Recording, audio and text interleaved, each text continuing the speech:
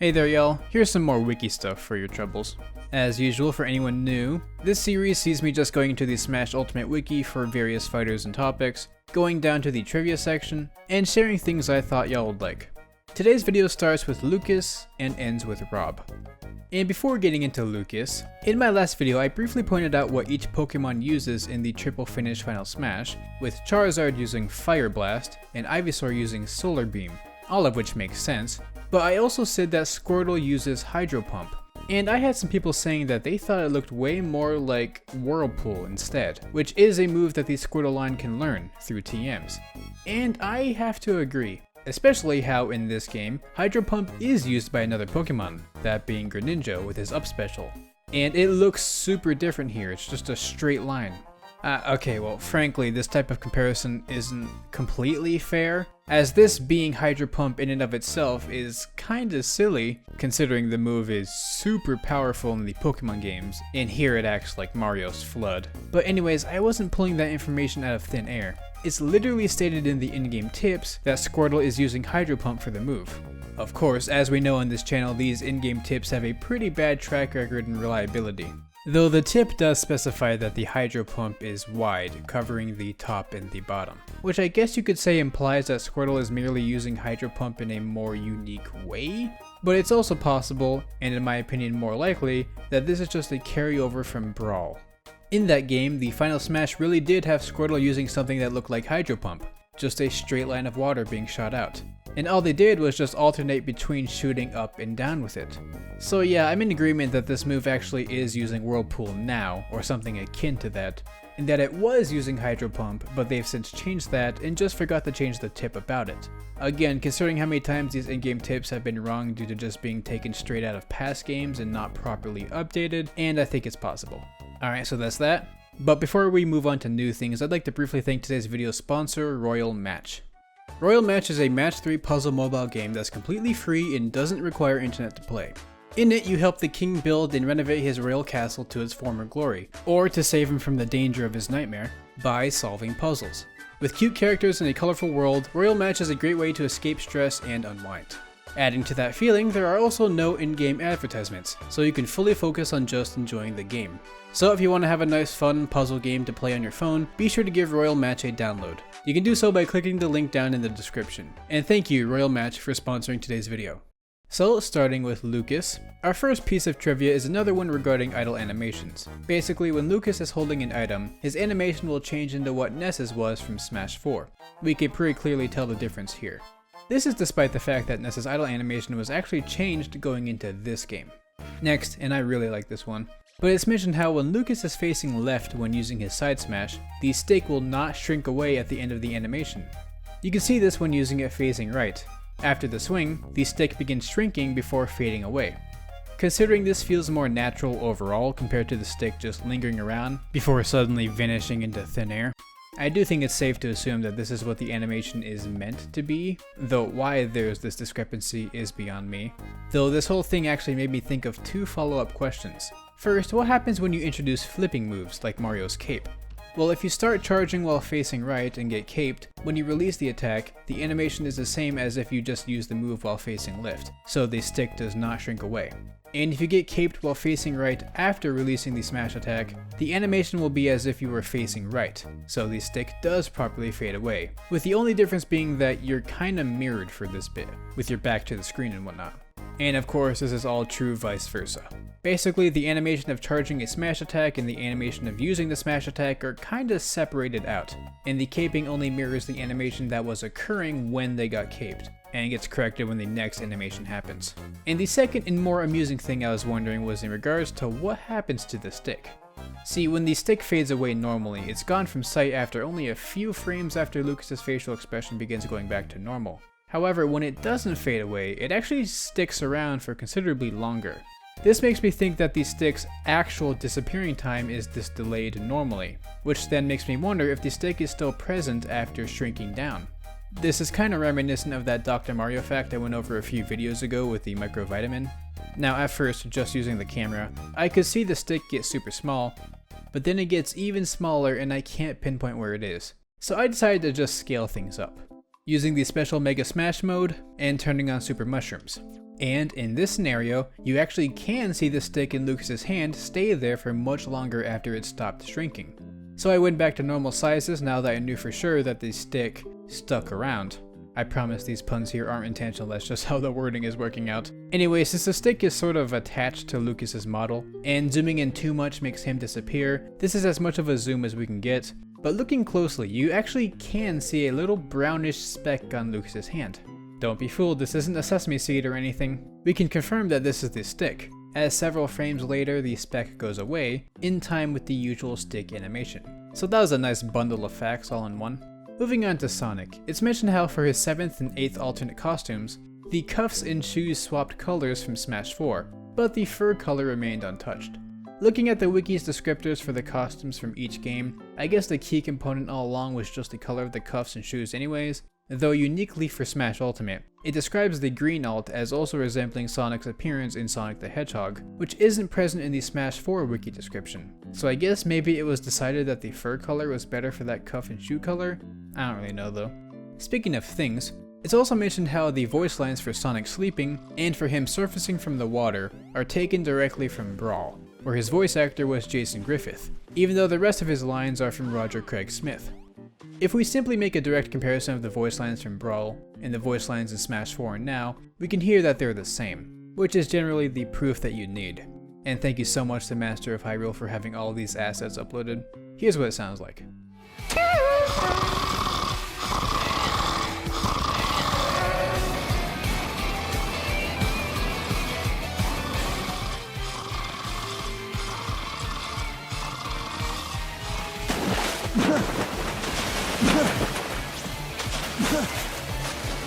Now, without this comparison and the knowledge that Jason Griffith was the voice actor for Sonic and Brawl, I don't think there'd really be any way to tell that the voice actor for these two niche lines is different from everything else, but I'm also not exactly what you'd call a Sonic fan. The most experience I have with the character outside of Smash is in Mario and Sonic at the Olympic Games. I think the DS version? Yeah, that game was cool, I think. Anyways, moving on to King Dedede. First, it's mentioned how in the E3 showcase video for the game, at the section where they showcase Dedede's new Final Smash, you can see that his eyes are the same color as they normally are. However, in the final game, this part of the animation has his eyes retain the Smash Ball glow effect from before, clearly a game-breaking buff to the move. And while we're here, another prompt mentioned how, during the final smash, when the camera shakes as the rockets hit the opponent, you can briefly see the camera clip below the boxing ring stage, and give us a short glimpse of the void, which is also visible in the E3 trailer version. Speaking of versions, the wiki also brings up an interesting distinction between the Chinese simplified version and the Chinese traditional version. For simplified, Dedede's announcement voice line is the same as ours, where they announce the full title of King Dedede. King Dedede! King Dedede! But for traditional, they just use the shortened line that's used in the Japanese version, which just says Dedede. Dedede! Dedede!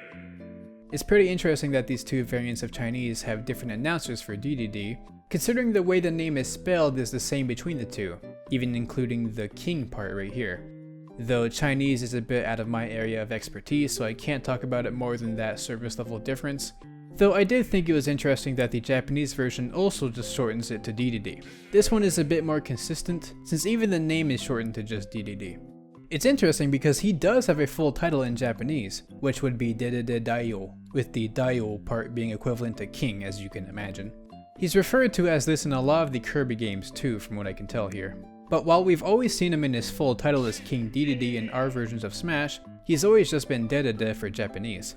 I tried to look for concrete information on this, but I couldn't really find anything, so my conjecture is that Daio, or King, is treated more like a title rather than a part of his full character name, similar to other suffixes that are common in Japanese for politeness, like san or sama and whatnot.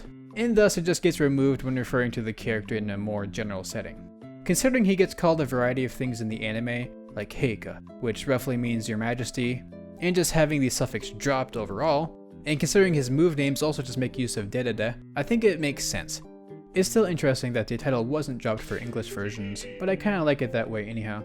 I could talk even more about this type of thing, but I think I'll leave that there, Admittedly, I've been thinking about making a video completely dedicated around looking at the differences between the English and Japanese versions of the game, so I'll leave further topics to that hypothetical future video. Lastly, for Dedede, the wiki mentions how in the game's files, there's a unique damage effect for him specifically. We haven't talked about this concept on the channel much. Basically, an effect can range from electric, which causes the stunning effect from electric-based moves, to grab, which is of course used for grabbing moves, to more character-specific effects like grapple, for Samus's and Dark Samus's tether and grabs, which gives off a unique purplish shock similar to the electric effect, and so on. There's a whole list here, and it's pretty interesting to get an idea of what is and isn't considered an effect. The one I'm most interested in is one called Dedede. Yes, that's what the effect is called. It's identical to the standard normal effect in seemingly all meaningful ways, those being function and aesthetics. Yet it's still considered its own effect. It's used in all of Dedede's attacks that make use of the hammer. All of them except for the jet hammer, which just uses the normal effect, I guess. This effect was supposedly introduced in this game too. And while it's not the only damage effect that's character specific, it certainly got the aura of a refined king to it, what with it being named after the king himself, and also not elaborating on its purpose and just leaving. I mean, I'm sure there's something there, but I don't know. I like to think that it's a separate effect just because Dedede is built different. Alright, moving on to Olimar. First, the wiki mentions how Olimar's head can clip out of his helmet in certain circumstances, with the most noticeable being during Kazuya's Gates of Hell. Of course, in a 1v1 you can't use the camera during this move, due to the unique camera angle that happens, but playing with more players removes that. And in here, we can definitely see that Kazuya is ripping Olimar's head right out of his helmet, and it stays detached for most of the move. It's kinda brutal honestly, like what if the foreign planet vapors get him killed, dude? Man, Kazuya's kinda mean. Anyways, next let's mention how Olimar's Pikmin will change size to match whatever it is they're attached to, be it growing from a super mushroom, or shrinking from a poison mushroom. This is best seen when attaching Pikmin to Mother Brain before she grows to full size. When the Pikmin fall off though, they resort back to their normal size. In past versions I remember that they actually kept their new size once released, but I guess they patched that out eventually. A shame since that was funny, but oh well. And finally for Olimar is Alf. The wiki brings up how the tip about Alf used to use a different alt than his default one, which I covered a while ago on the channel. This has now been patched and the picture uses his normal default costume. Next is Lucario, who had nothing I was interested in, so we're just going to give him the silent treatment and move ahead to the last character, R.O.B. First, let's mention how R.O.B's stock icon is one of the few in the game to showcase eyes on the character, the others being Kirby, Meta Knight, Sonic, Zombie, and Enderman. Makes sense considering some of these would just be shapes if they didn't have the eyes added. Next, let's mention how every character on the official Smash Ultimate website has a stage related to their series as their background in the colored stripe.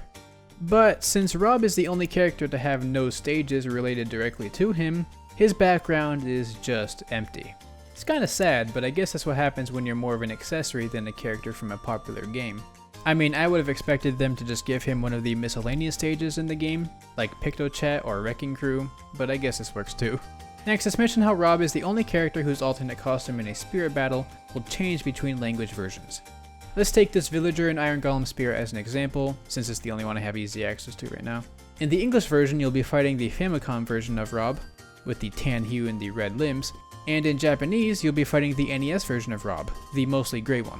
This might seem backwards at first, but I think it's probably just the case that this specific spirit fight just uses whatever R.O.B's second alt is. In the Western versions, what everyone watching is likely used to, R.O.B's second alt is the Famicom version with his default being the NES one, but for the Asian languages like Japanese here, the default costume is the Famicom version, with the NES one being the second color. So that all lines up. It's actually pretty cool how all that works. And lastly for today's video, the wiki points out how R.O.B's moves are all based on raw file names for the moves in the game's code. You can see them all by going to R.O.B's wiki page and going through the move list. And they certainly do look like the type of abbreviated names found in code and files and whatnot, which I think is a really fun touch. And with that, I'll end today's video there. I hope you all had a good time with today's trivia. I promise to shake up the content at least slightly and release another random facts video soon, now that I'm getting more content for that. And I did promise a Q&A eventually in my last video, though I might end up delaying that for closer to the new year and just make it a New Year's Q&A or something like that. Depends on how scheduling is. Also, since this is the rambling part of the video, I feel like I should talk about how Sakurai created a YouTube channel going into the process of game making. Given his very good credibility and experience, and the fact that it seems to take a similar format as his DLC character showcase videos, I think this is really exciting. Of course, there's also an English version available too, which I'll even link down below just so you can give it a look-see. I think this is a really interesting development that I was not expecting. I feel like it's not super common that we get this much of an opportunity to pick out the brains of game developers, especially those in Nintendo, so I'm looking forward to it. So with that, I'd like to once again thank Royal Match for sponsoring today's video, and I'd also like to thank my benevolent patrons Raighne, Skully, 700, Burbo, SickanDaDank, and everyone else for their support. Stay casual, and I'll see y'all later.